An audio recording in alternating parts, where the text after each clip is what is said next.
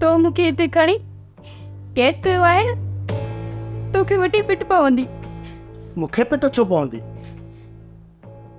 मां त तुंहिंजी मदद करण थो चाहियां। जेकॾहिं मुंहिंजी मदद करणु चाही हा न त मूंखे ॻोठ पहुचाई हा। जेकॾहिं तव्हां मूंखे ॻोठ नथा छॾो त मूंखे मुंहिंजी अम्मा अबा वटि छॾे अचो। तोखे ॻोठ बि वठी हलंदुसि ऐं तुंहिंजे माउ पीउ सां बि तोखे मिलाईंदुसि, पर कुझु ॾींहं मूंखे पंहिंजा कम आहिनि। मुंहिंजी मजबूरियुनि खां वधीक छा तोखे पंहिंजा कम आहिनि? तोखे हर शइ त हिते मिले थी, पोइ ॿुधाए कहिड़ी मजबूरी अथई जेका असां पूरी कयूं?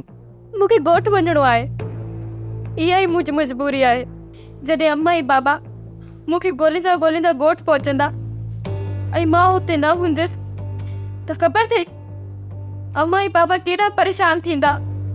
सिर्फ़ु अम्मा ऐं बाबा न, मुंहिंजे करे पूरो ॻोठ परेशान थी वेंदो। चइबो त पूरे ॻोठ जी दादली आई। मां उन ॻोठ जी इज़त आहियां ऐं हू पंहिंजी इज़त जे करे कुझु बि करे सघनि था, पर हू तोखे मारे बि सघनि था। मूंखे हू तॾहिं मारींदा जॾहिं मां तुंहिंजी इज़त न कयां, पर मां त तुंहिंजी पूरी पूरी इज़त थो कयां।